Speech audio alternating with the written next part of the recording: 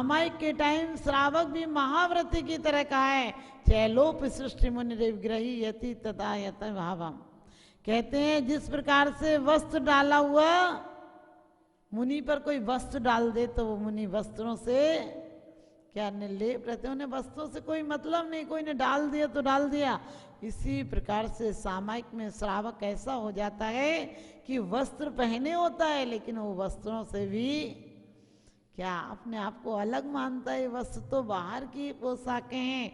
इसी प्रकार से एक नहीं, सीता के जीव ने पूर्व में क्या कह दिया था, मुनि आरिका को देखकर चर्चा कर दी थी और उस चर्चा का चक्रवर्ती ब्याज की तरह बढ़ा।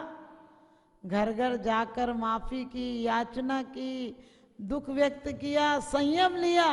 संयम का प्रताप ये था कि सीता जनक की बेटी, दशरथ की पुत्र वधु, राम की पत्नी, लक्ष्मण की भाभी और लव कुश की मां बनी। लेकिन उस पाप का परिताप ये था कि सती शिरोमणि होकर भी क्या घर घर निंदा की पात्र बने, क्या एक धोबी के द्वारा निंदा हो गई। लेकिन फिर भी सम्यक दृष्टि जीव कोई भी कर्मों के उदय में अपने आप में बेवल नहीं होता है। आपने देखा हो कि जब कुत्ता किसी को काट ले तो कुत्ते को थोड़ी काटते हैं आप। इसी प्रकार से किसी की आंख फूटी हो तो आप अपनी आंख तो नहीं फोड़ लेते उसको देखकर। फिर किसी को क्रोध आता है तो हम क्रोध क्यों कर लेते हैं। कोई हमें बुरा कहता है, किसी के हाथ पैर टूटे हो तो अपने हाथ पैर नहीं तोड़ लेते हैं। और इसी प्रकार से जो दूसरे को देखकर क्रोधित होता है उसे और नवीन बंद हो जाता है अशुभ का। और जो किसी को क्रोधित होकर भी सोचता है कि इसकी पर्याय पे तो तरस खाना चाहिए, उसको पाप बंद नहीं होता है, बल्कि समता परिणामों से, संयम भाव से उसे पुण्य बंद होता है। संसार में जब तक रहोगे तब तक बंद तो हो गई, चाहे पुण्य हो चाहे पाप हो। हम भी कितना पुण्य करके आए थे। मैं तो बार बार कहती हूँ कि हमने ना जाने कितने पुण्य किए होंगे।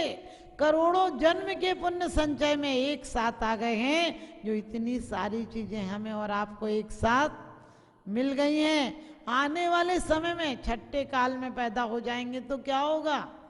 इसलिए अब की ऐसा पुरुषार्थ करके जाना है कि छठे काल में तो यहाँ पैदा आना ही नहीं है। एक बार स्वर्ग चले जाओ, उसके बाद जरूरी नहीं, क्योंकि अपन इतने निकृष्ट तो है नहीं, मिथ्या दृष्टि तो है नहीं कि सिर्फ 10,000 वर्ष की आयु बांधेंगे। कम से कम पल्लों की तो होगी, और पल्लों में तो ये सब क्या लगता है 21,000 और 18,000 वर्ष ही तो रह गए। बाकी आज ही देख लो कितनी प्रकृति में विरुद्धता आ गई, कितने लोगों में विकृति आ गई, कितना अहंकार, कितनी वासना, कितनी फुहड़ता ज्यादा आ गई। एक मुनिराज से 2 मित्र थे और बोले हम तो राजा के लड़का, हमको क्या मिलेगा, और ये मंत्री का बेटा है, इसको क्या मिलेगा।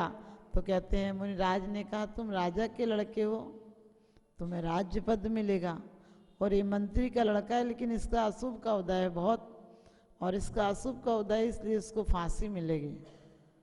लेकिन ध्यान रखना दोनों की वृत्तियों में वो सोचता है जब फांसी मिलनी है तो मेरे कर्मों का उदय है, अब मैं ऐसे कर्म करूंगा कि अगले जन्म में तो दुख पाऊंगा नहीं, इसमें जो है तो है, क्या करेंगे। मरना तो किसी को है लेकिन संकलेश से नहीं मरूंगा। वो उसी दिन से खूब धर्म ध्यान करने लगा, खूब पूजा करने लगा, खूब सामायिक करने लगा, माला फेरने लगा, अच्छे से सबसे बोलने लगा कि जब मरना ही है तो फिर गलत काम करके क्यों मरूं।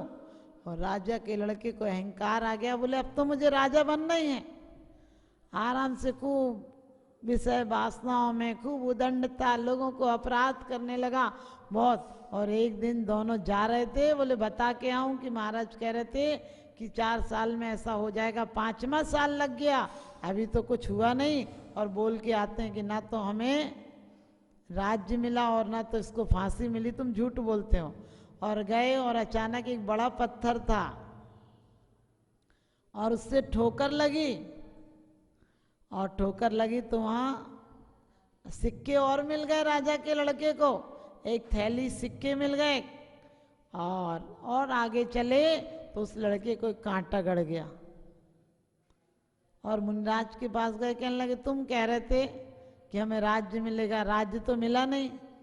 उन्होंने कहा तुमने अपने उपयोग को गलत किया, उपयोग। तुम अहंकार में आ गए, तुम मद में आ गए, तुमने अत्याचार अनाचार किए, इसलिए तुम्हें राज्य मिलना था, थैली मिलकर खत्म हो गया तुम्हारा पुण्य। ज्यादा मिलना था लेकिन मिला तो इतना सा मिला, थैली का क्या, तुम जैसे व्यसनी तो 2 दिन में उड़ा देंगे। और इसको फांसी मिलनी थी, लेकिन इसने इतने अच्छे कर्म किए कि वो फांसी भी एक ठोकर बन के, कांटा बनकर निकल गई है। हम भी यही सोचे, हमने बहुत अशुभ कर्म किए होंगे, जो इतनी क्षमता है, इतने सहारे हैं, जिन देव का सहारा है, कर्म प्रकृतियों का सहारा है हमको, कि हमारे कर्म टल जाएंगे। हम लोग रोज कहते हैं, भोगे जो भोग पहले उनका ना हो वे सुमरण, मैं राज संपदा या पद इंद्र का न चाहो। और क्या पढ़ते हैं कि भगवान जीने की हो न वांछा, मरने की हो न इच्छा। भगवान मेरे अंदर कोई लाखों वर्षों तक जीऊं या मृत्यु आज ही आ जावे, अथवा कोई कैसा भी भया लालच देने आवे। क्योंकि कहते हैं जो करते हैं किसी पर अत्याचार, उनके फल अच्छे नहीं होते। और सच पूछो, पाप के कभी भी गुलदस्ते नहीं होते। पाप तो पाप है, पाप तो नाली का कीड़ा है। अब आप देखना कि आपको जिस प्रकार से सुअर को गंदगी अच्छी लगती है, इसलिए पापी को बेकार की बातों में बहुत ध्यान देगा, उसको और जाग जाग के सुनेगा, और अच्छी बातों में उसे प्रमाद आ जाएगा। अपना थर्मामीटर अपने पास है कि हमें नरक जाना है, स्वर्ग जाना है। यदि स्वर्ग जाना है तो तत्व चर्चा जहाँ हो रही होगी वहाँ लगेगा, अरे बैठ जाओ, घर का काम क्या है।